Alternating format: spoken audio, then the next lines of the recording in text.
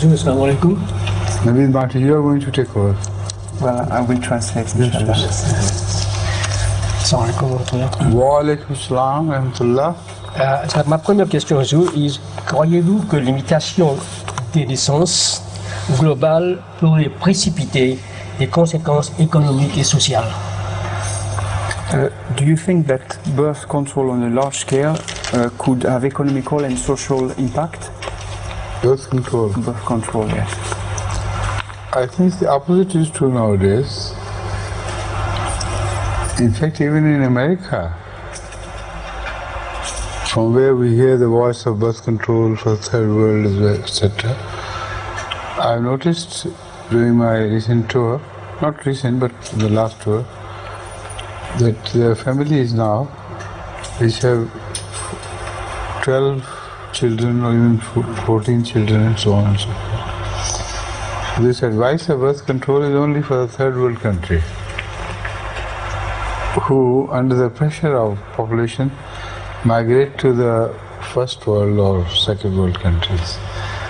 So it has a malintention,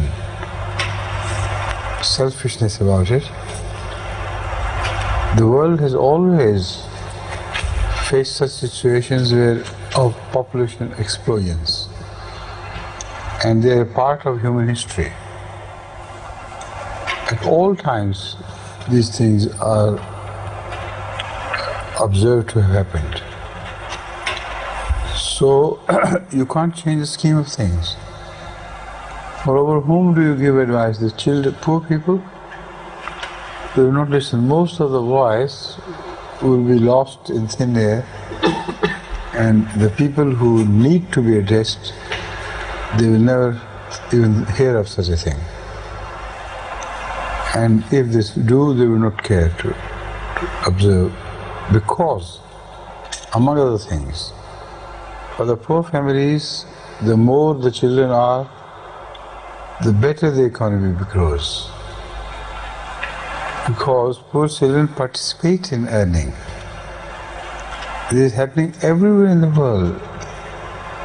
In South America, if you know anything about South America, you'll be surprised to learn that the greater number of children the families have, better they are economically.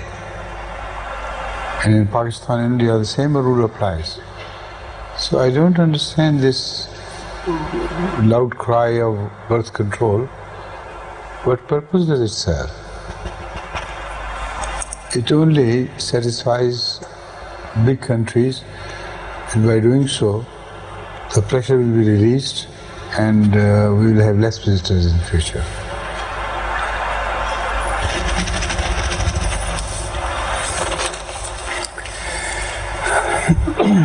Je viens d'expliquer que c'est le contraire de nos jours qui en fait crée le problème. En Amérique, par exemple, où notre calife a été récemment, il n'est pas rare de voir des familles de 12 à 14 enfants. Ensuite, ce conseil est donné uniquement au tiers-monde, c'est-à-dire que ce sont les pays occidentaux qui font cela, et il est possible qu'il y ait une mauvaise intention derrière cela. En fait, le monde, au cours de son histoire, a toujours vu cela, et ça fait partie de l'histoire humaine, et on ne peut pas changer cela. Et en outre, à qui doit-on donner ce conseil? Est-ce que c'est aux pauvres? Et ceux qui en ont le plus besoin, il est probable qu'ils ne vont pas écouter ou même suivre ce conseil. Dans les familles pauvres, le plus on a d'enfants, et le mieux c'est, car ils participent à l'économie. En Amérique du Sud, par exemple, c'est le cas, ou en Inde, ou au Pakistan, où le plus on a d'enfants, et le mieux c'est pour la famille. Donc le calife nous dit qu'il ne comprend pas quel est le but de cette campagne, qui en fait n'est que pour satisfaire les riches et empêcher les gens des pays pauvres de venir dans leur pays.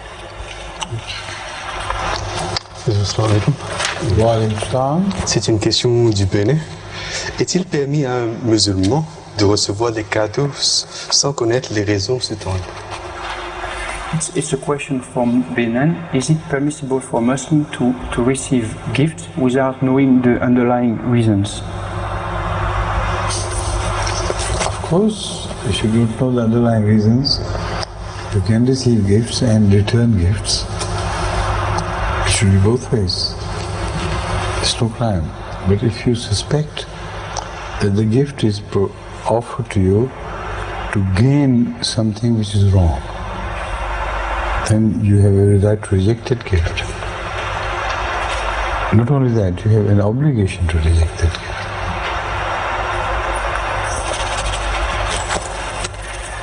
Ozo vient de répondre, dire que bien sûr, on a le droit d'accepter un présent et de le rendre. Mais bien entendu, si on suspecte qu'il y a une mauvaise intention derrière cela et que la personne cherche à gagner, alors on peut ou même on doit en fait, on est obligé de rejeter un tel présent. Assalamu alaikum. Wa alaykum salam. Ma question est à propos du tombeau des patriarches. Je voudrais savoir si c'est bien la tombe du prophète Ibrahim alayhi salam. Et est-ce que c'est un lieu saint de l'islam ou est-ce qu'on peut le visiter?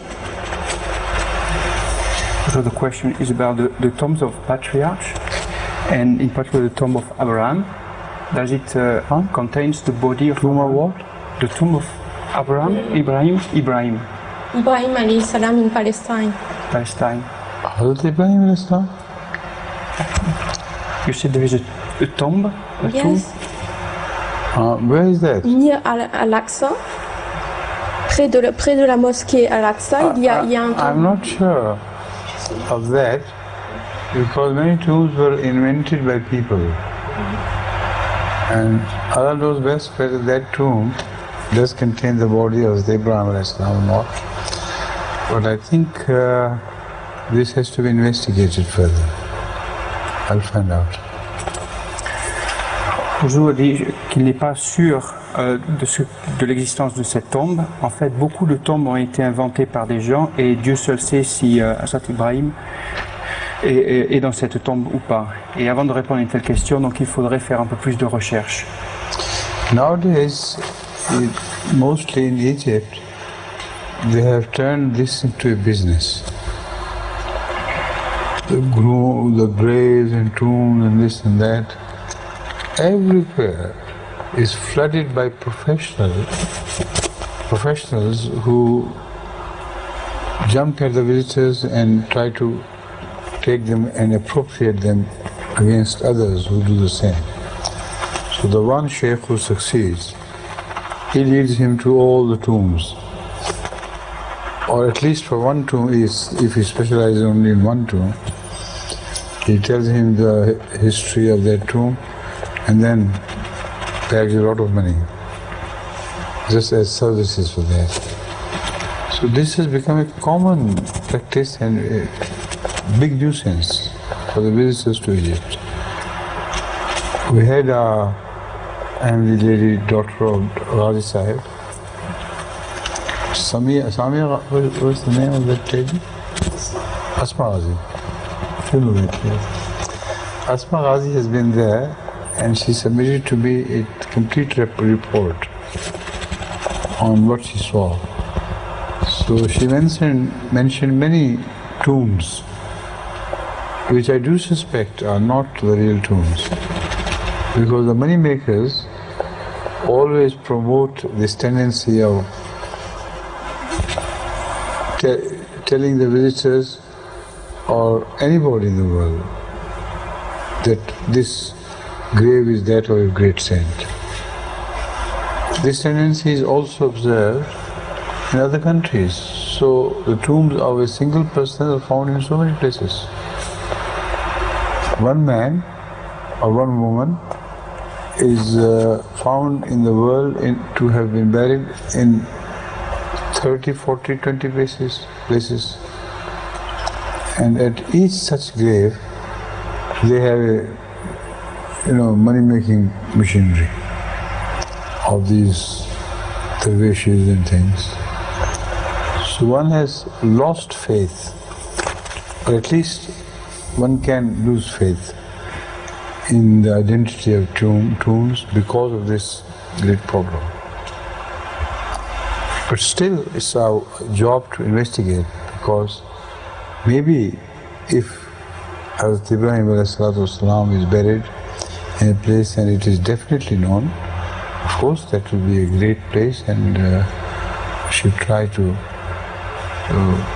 guard it against all these thieves and robbers, right? Je viens d'expliquer que, en fait, il s'agit de faire des affaires et de gagner de l'argent par des gens qui sont devenus des professionnels de la religion et qui exploitent cela. Ils essayent donc de s'emparer des touristes qui arrivent et leur montrent des tombes et expliquent tout cela contre de l'argent. Et c'est une pratique qui devient en fait une nuisance pour tous. Ojo a reçu le rapport d'une dame qui a été dans ces pays-là et a rapporté qu'il y avait beaucoup de tombes. Mais le calife a expliqué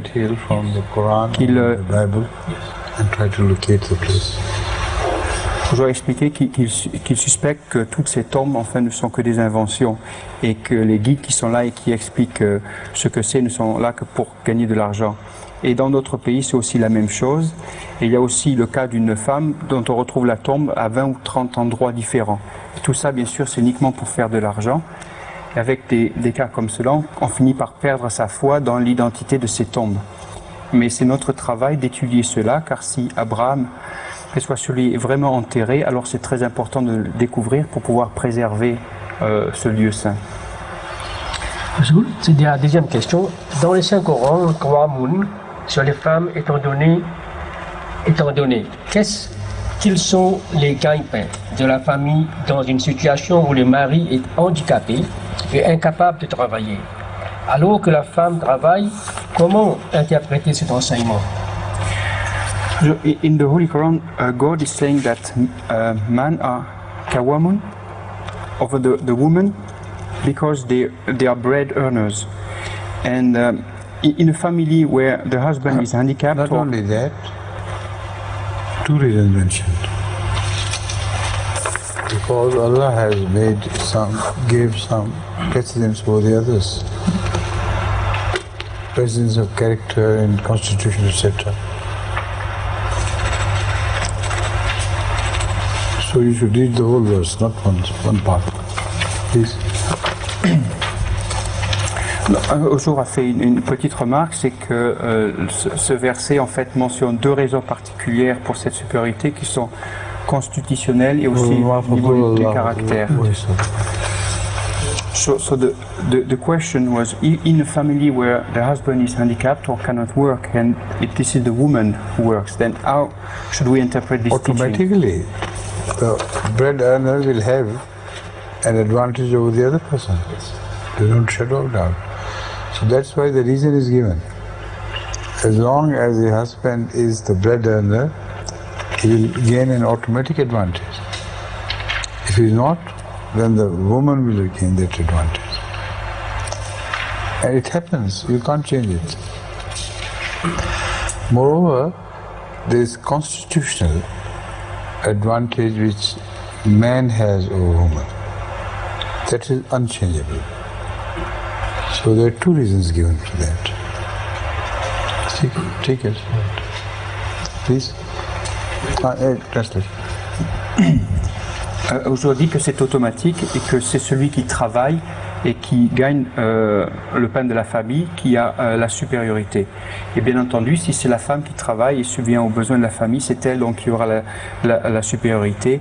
Mais il est aussi mentionné que les hommes ont une supériorité au niveau de la Constitution et que cela ne peut pas être changé.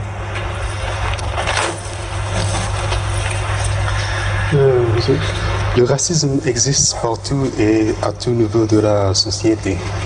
Comment peut-on l'éradiquer une fois pour toutes? Racism exists everywhere in all levels of society. How is it possible to eliminate it once for all? What? Racism. To eliminate it. Racism. Racism. How can you eliminate racism? You can't. Forget about it. Because it can only be eliminated due to deep sense of morality and deep belief in the universality of God. Otherwise it can't be stamped out. So, as I said, people don't have that, so they can't eliminate racism from any worldly affairs.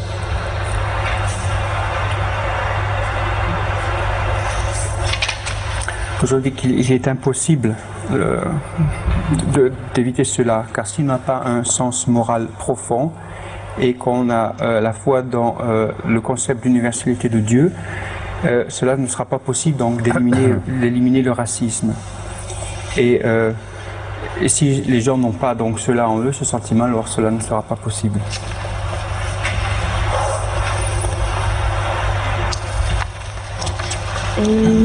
Ma question est à propos de Alexandre le Grand. Je voudrais savoir si pourquoi les historiens présentent Alexandre le Grand comme adorant plusieurs dieux et le Saint-Coran le présente comme adorant un seul Dieu. Je voudrais savoir d'où ça vient. The question is about Alexander the Great and the media present him as worshipping many gods. Les historiens en fait. Historians present him as worshipping many gods, while in the Holy Quran said to worship only one God. Yes. Alexander the Great? No? I don't think he worshipped many gods. From what I have read of him, he believed in one deity, whatever he called him or called it. But the Holy Quran never mentions Alexander the Great as a monotheist. Where does it mention? I should find the reference. You have an impression, Yeah, perhaps but it doesn't mention that. I read in my Quran it was mentioned Zulkarnain. Zulkarnain? Yes. Zulkarnain. Yeah. But how do you know it's Alexander the Great? I make the conclusion myself. Yes, J'en ai that's fait right. moi-même la conclusion en fait. Quite. Donc je sais. It's not Alexander the Great. Donc Rousseau vient d'expliquer que en fait Alexandre le Grand n'est pas mentionné dans le Saint-Coran. Ce que le calife a lu dans la littérature, c'est qu'il croyait dans une divinité, mais c'est pas plus à ce niveau. Et Mademoiselle Al-Wash avait lu un verset du Saint-Coran qui mentionne Zulkarnain, et elle pensait que c'était Alexandre le Grand. Et le calife a dit non, il n'y a pas de preuve que ce soit lui. The one you remember having mentioned in the Quran as Zulkarnain, a lot have been written on that, and I have also spoken on the subject. The second head of the Ahmadi community, Khalifat al-Masih, considered Khorus, to be that Zulkarnain. Because there are many signs found in Khorus which indicate that perhaps he is the one who mentioned in the Quran.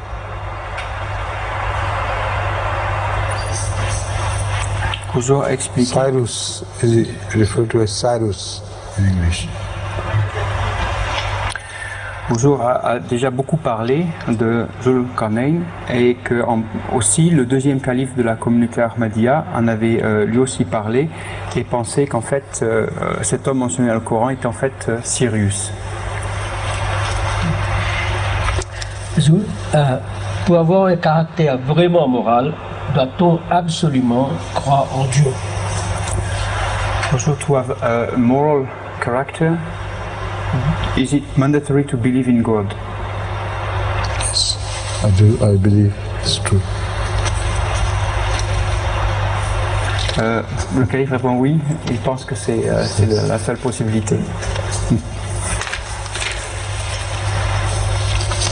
Even Lenin believed in that. He fought a great battle with those Russian scholars, Lenin, who believed that morality is a must for the survival of communism. He reacted very strongly against it and said, if you once introduce morality, it will lead to God. And this is a tribute to his intelligence in this much, that like Marx, he knew that morality can only spring from God. Otherwise there is no morality in man. And if it springs from God, it will lead to God. See? That's why I insist that morality and God are inseparable. Je viens d'expliquer que même Lénine croyait cela, il était convaincu et il a essayé de combattre la moralité ainsi que Marx parce qu'il savait que lorsqu'il y a moralité, cela conduit automatiquement à Dieu. C'est pour ça que j'ai essayé d'empêcher ce concept. Yes, please. Next question. Pourquoi les paraboles du Coran sont-elles si difficiles à comprendre pour les communs des mortels? The question is why the parables mentioned in the Holy Quran are so difficult to understand for normal people. Parables are difficult to understand for every people. In fact, not for normal people, for abnormal people. Normal people can understand them. Jesus spoke in parables. Parables are always understandable. But whether you understand all the messages delivered or not, that's a different question. Parables have to be mentioned in a language which can be differently interpreted. 2, 3, 4, 5, 6 possible interpretations can be made, and each is true and each is meant. Now, ordinary people, all normal people, understand something of the parable and it's true. So it's wrong to say that normal people don't understand that. It's abnormal people who don't understand that. But perhaps you meant by normal those who are not gifted with extra special qualities of head. Those leaders are found everywhere in the world who are intellectually the leaders, and it is for them to penetrate deep into all puzzles and problems, etc., and they delve deeper into the matter, into the sense of the thing, and come out with the hidden jewels. So the same is done to the parable of Jesus Christ. Many commentaries are written on his parables, different interpretations are given. We also interpret them to our own advantage in favor of Islam. So the Holy Quran also has given parables with the same objective, to say a much greater thing in just fewer words. This is the advantage of parables.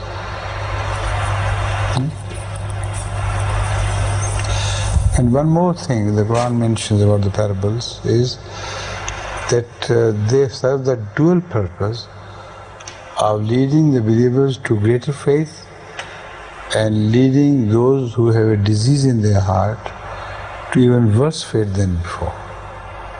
So it separates the two. Every parable separates the two.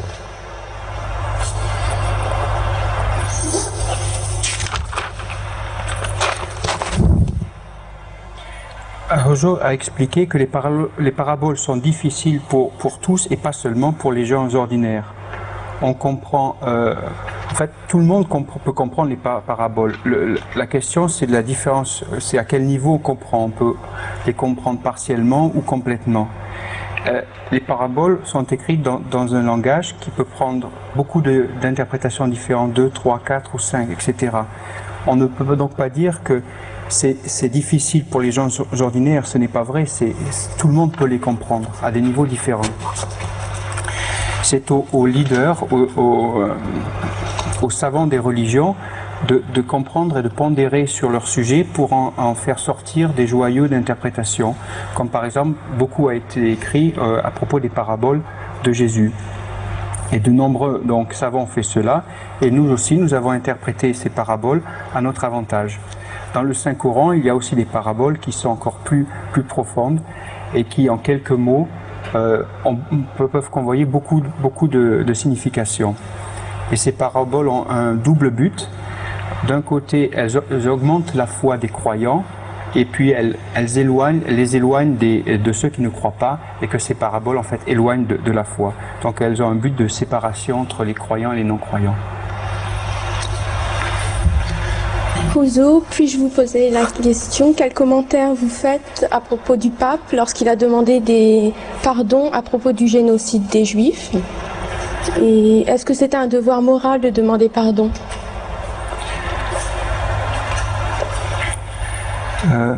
Miss Alwash would like to know your opinion about the Pope when he asked forgiveness for the genocide committed against the Jewish, and if it's moral to do such a thing. It's meaningless to do such a thing. It's just propaganda, no more. It's just meaningless. Whoever fell for that genocide, he might have prayed or might not have, but if you do feel for something, that prayer is of course possibly heard, not always. If the genocide is against the people who themselves also have committed sins against mankind, what's the point in praying for them? And it's a matter long dead and buried. So this mention of the Pope indicates that he has some other advantages to gain. He wants to attack the Jewish community towards him and tell them that you do look a very fair-minded person. But what does that prayer mean in any way, which is a political prayer? Right? Huzo explique que c'est de la propagande qui n'a absolument aucun sens. Si l'on ressent quelque chose, eh bien, il suffit de prier. Et puis quel serait le but donc de prier pour des gens qui ont eux-mêmes commis beaucoup de crimes? En fait, il est possible que le pape ait d'autres motifs ultérieurs, et en fait, ce serait d'attirer vers lui de nombreux juifs en leur montrant qu'il a un bon esprit, il est compatissant vers leur cause. Quel rôle pensez-vous des pays neutres tels que le Canada, l'Australie ou les Indes vont-ils jouer dans la politique mondiale? So, which role do you think that neutral countries like Canada, Australia or India are going to play in the world politics? Are they neutral?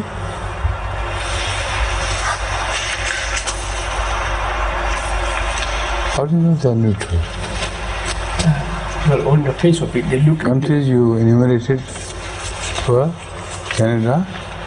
Sorry, on the... You said Canada and what else? Canada, Australia and India. Australia. And you call them neutral? Everybody seems to call them neutral. Huh? Everybody else does call them neutral. And you are part of everybody else. They're not neutral countries. No country in the world is neutral. If at all, Canada can be referred to as a neutral country, because in so many international affairs, the stance of Canada is closer to truth and justice. So that is why I love Canada, and I have been speaking loudly of Canadian sense of justice. But in many other things, it follows American group and Western ideas are sometimes impossible to be completely shed. Canada is helpless in some areas, but mostly you can call it neutral in the sense I have just mentioned. But to call Australia neutral and to call India neutral is really requires a new interpretation of neutrality, a new definition of neutrality.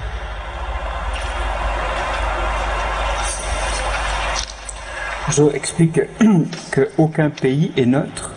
Peut-être que dans une certaine mesure, on peut dire que le Canada est neutre. Je dis qu'il aime particulièrement ce pays, car dans de nombreuses de leurs décisions, ils font appel à la justice pour décider enfin des situations. Et dans beaucoup d'autres cas, ils sont liés à leurs amitiés avec les pays occidentaux et il leur est impossible d'éliminer cela complètement. Mais quant à l'Australie et l'Inde, pour dire de ces pays qu'ils seraient neutres, il faudrait donc donner une nouvelle définition au mot de neutralité. About Australia, I must say that there is a new trend developing in the modern governments of Canada, where they want to take up the cudgel for the people whose rights have been usurped by others. So that's a good trend. But altogether, if when you consider Canadian policies, they're a part of the whole Western system. Je dis que pour ce qui concerne l'Australie, il y a une nouvelle tendance qui se développe et il semblerait de temps en temps, ils se mettent du côté des peuples opprimés, mais en fait, ils font quand même partie du bloc occidental et ils suivent en général les mêmes lignes. Last time, was it your wife who was sitting here? No. Or was it a different lady? Yes, it was. She's gone back? My wife is still in Mauritius? Cardigan. Cardigan. Yes. Your wife is? Still in Cardigan. Right, Yes. right. Please. Pouvez-vous nous dire quelque chose sur le mouvement hindou Hare Krishna Hare Rama qui a son quartier général aux États-Unis? Huzu, could you tell us something about the movement Hare Krishna Hare Rama? Was its headquarters in the United States? Hare Krishna people are in fact, they claim themselves to be all the Hindus of the world. And they claim that they represent Hinduism and they represent Krishna. But the movement you are referring to is a cult. This is money-making cult. They make a sort of music with chimta, we call it chimta, and they sing the song, etc., etc. The result that the music-minded Western people, ordinary music-minded Western people, are deeply impressed by that music and by the chanting, so that they begin to follow because they do not have their own separate strong faith. So after a while, this movement begins to decline because the money making reaches an end, and people ultimately begin to see their game. And also they notice that this movement or joining up with this movement has done them no good, no spiritual good. So most of the people who are noted for having been enthusiastic members of these cults, before their death return back to their normal life. Their children don't join such movements. So there is no permanence about it. In America we have found that those who join us, they join with a purpose and with dedication, and they begin to improve the quality of their life forthwith. In Hare Rama, you have to only learn how to do this and sing a few chants. That's all you need. There is no constant will to improve the quality of your life and become a good citizen. And this message is never passed on to the children, or if it is passed on to children, it's very rare. Most of the parents, if they die within those cults, they leave a children or a family behind which does not believe in their fathers and parents. So this is just a cult, no more.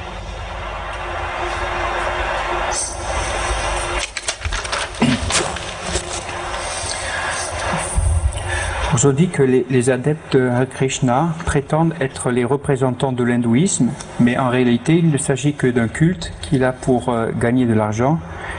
Ce qu'ils font, c'est qu'ils chantent, ils dansent, et que les Occidentaux qui aiment cela sont impressionnés car eux-mêmes, ils n'ont pas une foi qui est forte et séparée. Mais après quelque temps qu'ils ont joint, enfin le mouvement de tels mouvements commencent à décliner, car les gens voient bien que le but ce n'est que de gagner de l'argent et qu'ils n'ont rien gagné, ils n'ont pas progressé. Et très souvent on voit que les gens qui joignent ce genre de culte, avant de mourir, ils ont déjà changé, sont revenus à leurs croyances précédentes. Pour l'Ahmadiyya, c'est très différent, et les gens qui joignent ce mouvement, ils ont un but, ils sont dédiés à cette cause et ils améliorent constamment leur vie. Dans la secte Hare Krishna, les gens ne font que chanter et faire quelque chose, mais ils ne travaillent pas constamment pour améliorer leur vie et de faire de même de meilleurs citoyens. Et d'ailleurs, ils ne passent pas cela à leurs enfants. C'est très rare de voir que des enfants de gens Hare Krishna continuent dans cette voie-là. Et donc, ce qui reste, en fait, ce n'est qu'un culte, mais pas une vraie religion. Ma question est à propos du tabligh. Donc, comment peut-on propager le message de l'islam à une personne qui a déjà une religion et quand sa religion elle est très liée à sa culture? Donc, comment on peut leur faire comprendre l'importance de... Et je voudrais savoir s'il y a une culture islamique. So the question is about tabligh. How is it possible to spread Islam to someone who has a religion which is strongly linked to his culture? And also the second part of the question is there an Islamic culture? About culture I have spoken largely before. The culture is a many-colored thing. Part of the culture is rooted in religion, and many parts of the culture are rooted in traditions and racial background, region, like the country, like continents, etc., where the cultures, every country or continent must have a culture.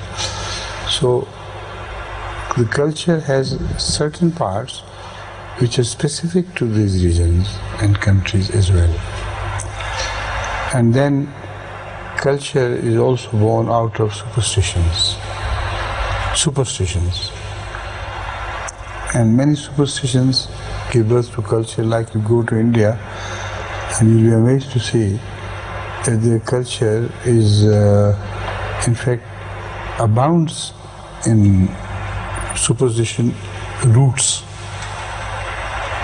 Nowadays they have become beliefs, of course, but any non-Hindu can go and visit India and immediately he will recognize that these cultural habits are part of superstitions and no more. Islamic culture is not one single culture. Islamic culture can be the culture in different guises of different countries. You can only call it Islamic if essentially it does not have any part which is against the unity of God or against the fundamental religious principles. So all Muslims living in different countries must pay respect to their own cultural traditions, provided those traditions do not have any element of idolatry or elements which run counter to the fundamental religious values. Apart from that, of course, the British can have their own culture, the Americans can have their own culture, Africans can have, and Indians can have. So Islamic culture is not defined as such separately. All human cultures are Islamic, provided what I have said is applicable to them.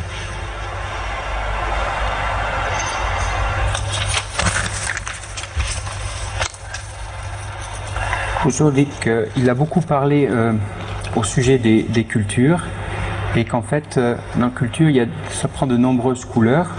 Il y a une partie qui est enracinée dans les religions, mais d'autres aussi qui est enracinée dans les races, les origines, les pays, les continents, etc.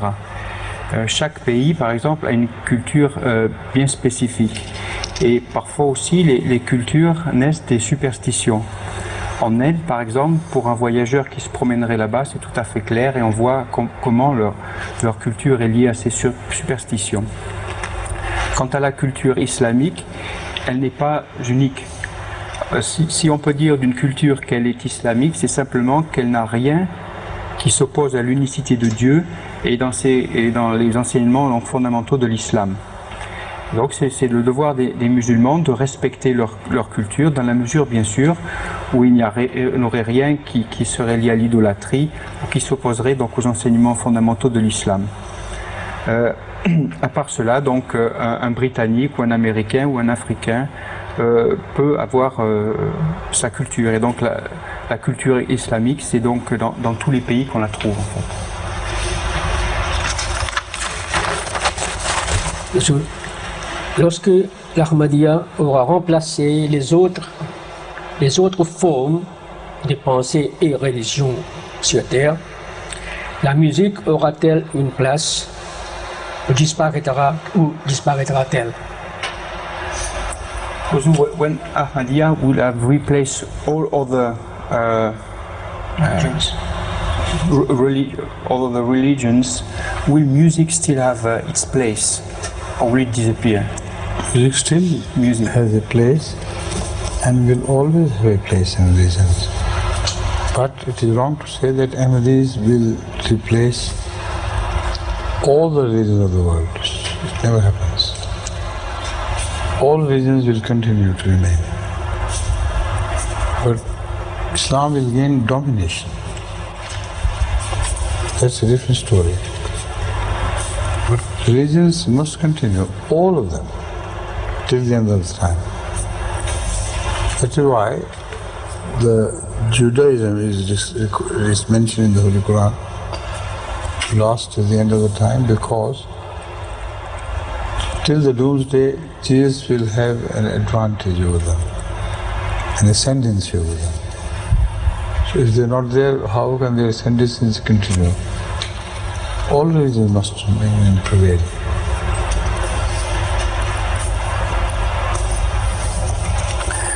Rousseau dit que la musique aura toujours une place et ne disparaîtra pas. Mais il est faux de dire qu'un jour l'Ahmadiyya remplacera les autres religions. En fait, c'est l'islam qui aura la domination sur toutes les autres religions, mais ne les remplacera pas en tant que telles. Et toutes les religions vont continuer. Par exemple, le judaïsme est mentionné dans le Saint-Coran comme existant jusqu'au dernier jour. Et donc que les adeptes de Jésus auront supériorité par rapport à eux. Donc ils ne peuvent pas disparaître parce que sinon ça ne serait plus utile de mentionner cela. Donc. Also you should remember that music is a universal cultural expression. It's also found in early Islamic days during the time of Muhammad sallallahu alaihi wasallam. When he went to Medina, the ladies sang the songs of welcome by beating their fingers against the drum-like thing, which is called daf. Now, Rasulullah never objected against that. It was a type of music. So you can say which type of music will last and which will not. That is a different story. But music must always continue to be. Whether it is preliminary or more advanced. So, Muhammad is also known to be lying in his bed with face turned, while some girls who were the friends of Hazrat Aisha Siddiqa were playing with music and singing along with it. Hazrat Abu Bakr, as he entered, he became very angry with Hazrat Aisha What do you mean? And all the girls ran away. Rasulullah, who had, turned over not to see what they were doing, told Abu Bakr not to be so harsh.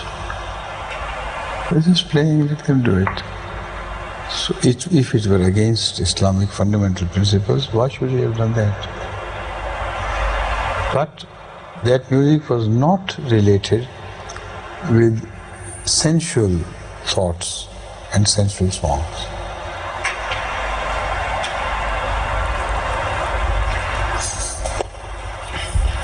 Je dis que la musique est une expression culturelle universelle et qu'au temps du saint prophète, par exemple, il était accueilli donc par les dames qui chantaient pour le recevoir et il n'a jamais fait d'objection à cela. La question, c'est de savoir quel type de musique va rester. Est-ce qu'il s'agira d'une musique primitive ou très avancée? Le saint prophète, que la paix et les bénédictions d'Allah soient sur lui, alors qu'il était allongé, Aïcha et certaines de ses amies chantaient. Et Abu Bakr, qui avait vu ça, était très fâché et les a renvoyés. Mais le saint prophète lui a demandé de ne pas se fâcher. Et donc, si jamais la musique avait été interdite, alors il n'aurait pas réagi de cette façon. Mais ce qui est important de voir, c'est que ces chansons-là n'avaient aucun lien avec des choses sensuelles. Again, if you shout down music with a mullah severity, then you have to consider the history of Sufism and what those great people did. Amir Khusro is one of those. Amir Khusro was in the 13th century and he was a disciple of Hazrat Amir Sahib, Delhi में जो दफन है Nizamuddin Auliya. Nizamuddin Auliya, yes. He was a great disciple of Hazrat Nizamuddin Auliya. Hazrat Nizamuddin Auliya, I think he was in 1200 and some. And Khusro was very young when he became a disciple to Hazrat Nizamuddin Auliya. He died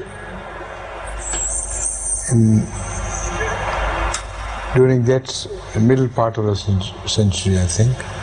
I don't remember the exact dates, but definitely it was 1200 something when he was at the height of his fame all over the world, Muslim world, as a great Sufi and a great wali, that is, the alternative of wali is saint. But the definition is slightly different. But anyway, he was supposed to be very close to God, and he was. Amir Khusro is the founder of a sort of music, and he mastered, in fact, every tune which was employed in music anywhere in those days. And he introduced the third string to the musical organ, which is called dotara. So he added another string and it called setara, or whatever it was called.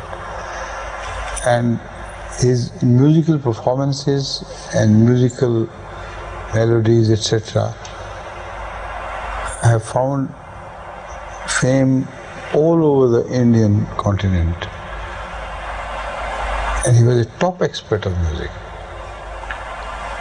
And yet Amir Khusro is known to be a very pious man who used music to create holy things, holy feelings in hearts. So his music was dedicated to enhance goodness in man. So it was music, yet it was employed. Who is the mullah today who can say an edict of non-Muslim against Hazrat Amir Khusro? None can dare. So there are many other Muslim Sufis who employed music, although we do not fully agree with them, to have introduced music to such a deep degree in religious practices, because we know it gradually deviates people's attention from 5 times prayer and all the practices of Rasulullah to a visionary world of musical emotions, which are called by music, which are tuned by music or which are enhanced by music, which are brought out from their being hidden deep in the heart. So that music to begin with was good. It created good results. But gradually it went to the hands of those who did not utilize it properly. And this is what always happens to music. That is why we Ahmadis are rather strict on that. Once the beginning is made, it is going to end up wrongly and on the wrong foot. Please. J'aurais expliqué que si on parle de musique, il faut donc étudier ce que les savants des époques précédentes ont fait. Et par exemple, il a cité le cas de Amir Rousselot, qui était donc un soufi, un saint du XIIIe siècle, qui était lui-même un disciple de Hazrat Mirza Muhyiddin Aulia. Muhyiddin Aulia. Muhyiddin Aulia. Et one of the greatest saints, or perhaps the greatest saint of India. Je viens de mentionner que c'était l'un des plus grands saints du continent indien, un saint musulman du continent indien. He exerts a very large influence over Indian Muslims. Et qui, même de nos jours, a une grande influence parmi tous les musulmans indiens. Donc, cet Amir Rousselot, qui était très jeune lorsqu'il est devenu un disciple de cet homme, de ce soufi, il est mort au milieu du XIIe siècle, en 1200 quelque chose, XIIIe siècle. Et il était lui-même très très proche de Dieu et en même temps il a été le fondateur d'une école de musique. Il est devenu un expert dans ce domaine. C'est par exemple lui qui a introduit la 3e corde dans un instrument qu'on appelle le do-taro. Et ces mélodies sont très connues et sont devenues très célèbres dans tout le continent indien. Et il était aussi connu comme quelqu'un de très pieux. Mais sa musique, son objectif, c'était de créer de bons sentiments dans le cœur des hommes. Et quel moula aujourd'hui pourrait oser donner un édit comme quoi il ne serait pas un musulman? Aucun d'entre eux n'oserait faire une chose comme ça. Et d'autres, il n'est pas le seul à avoir utilisé la musique. D'autres ont fait cela. On n'est pas forcément d'accord avec cette pratique pourtant, car malheureusement la musique, elle dévie les gens du bon chemin parfois, et elle les fait vivre des émotions qui sont exacerbées par la musique. Au début c'est très bien, mais progressivement la musique va tomber entre les mains de gens qui sont sans scrupules et qui vont l'utiliser pour d'autres fins. Et c'est pour cela que dans la communauté Ahmadiyya, on est très strict, sinon on ne pourrait pas contrôler cela. He was a great poet too, and one of the greatest poets of India who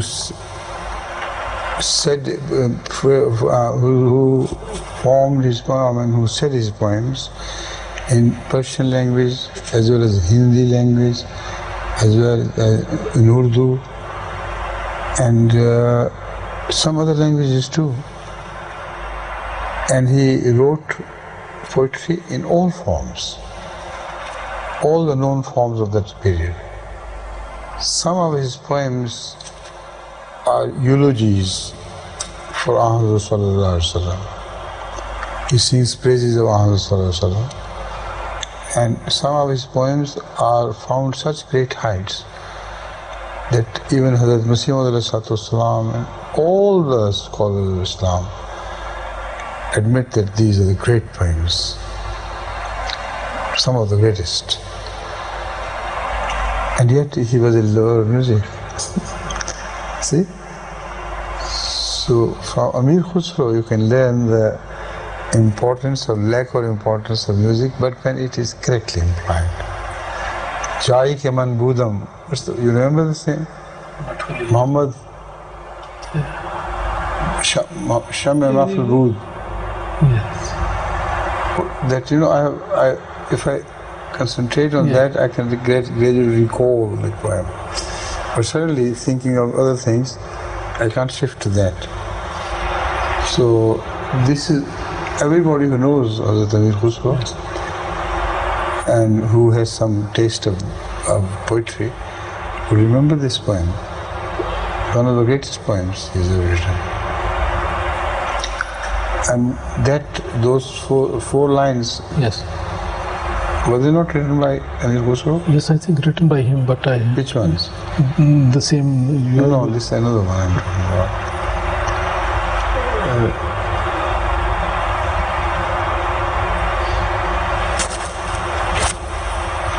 They reach Sallallahu. Just the four lines. Balaghalullah. Balagh. Balaghalullah. Are they not Khusro's? This I'm not very sure. This is very popular. I think Yes. they were said by Khusro's, Amir Khusro. Balagh al-ula bi kamalihi, kashafat duja bi jamalihi. Again? Hasanat Jamiu Khisal. Hasanat Jamiu Khisalihi, Sallu Sallu alayhi wa alayhi. These four lines, so great, you know, immensely impressive. Now the point is, he's linked with, inseparably linked with music. So you can't condemn music roundly, and such a pious man is also linked with it. Please. Donc Amir Khusro était aussi un grand poète, l'un des plus grands que l'Inde ait connu. Et il a écrit des vers en perse, en hindi et aussi en ourdou et dans d'autres langues aussi. Et il a écrit de la poésie dans toutes les formes de poésie qui étaient connues à son époque. Et il a par exemple chanté les louanges du saint prophète. Et aussi Hazrat Masih Maud alayhi salam admis qu'il avait écrit certains des plus beaux poèmes qui soient. Et pourtant, c'était quelqu'un aussi donc, qui aimait la musique. Et donc, on peut apprendre de lui ce que l'on peut faire de la musique lorsqu'elle est bien utilisée. Et avec l'aide d'Imam Sahib, vous jouez essayé de se rappeler. I'm sorry, please continue. Avec l'aide d'Imam Sahib, vous jouez essayé donc de se rappeler 4 lignes de ce poème qui sont très célèbres. Right. Done it? Good. Still we have 2 minutes. Less than 2 minutes. Il y a des gens qui portent un anneau de pierre. Ont-ils des valeurs médicinales?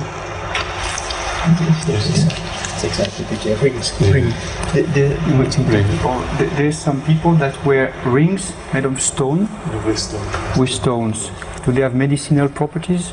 They have, some of them have, of course. Those who wear copper rings are less likely to fall ill during an epidemic of cholera, because copper is resistant to cholera when it is homeopathically used. So if you wear a ring of copper, the only effect it can have on your system is very small, very minute, because it's worn around your finger. It doesn't go into the blood. But through fingers, skin and pores, its very minute effect of copper reaches the body or bloodstream in the form of a homeopathic minute dose. So it builds the resistance against cholera. So other stones could also work like that. Please. Vous dit que oui, certaines de ces pierres qu'on a autour des doigts peuvent aider. Par exemple, le cuivre, ceux qui ont des anneaux de cuivre, ça les aide contre le choléra. Car le cuivre est connu pour donner de la résistance en dose homéopathique donc contre le choléra. Et lorsque l'on a une bague, il n'y a pas de contact direct avec le sang. Et c'est uniquement par de toutes petites quantités que cela va pénétrer dans l'organisme. Et donc ça va donner de la résistance contre le choléra ou d'autres choses. Jazakumullah. dot on time.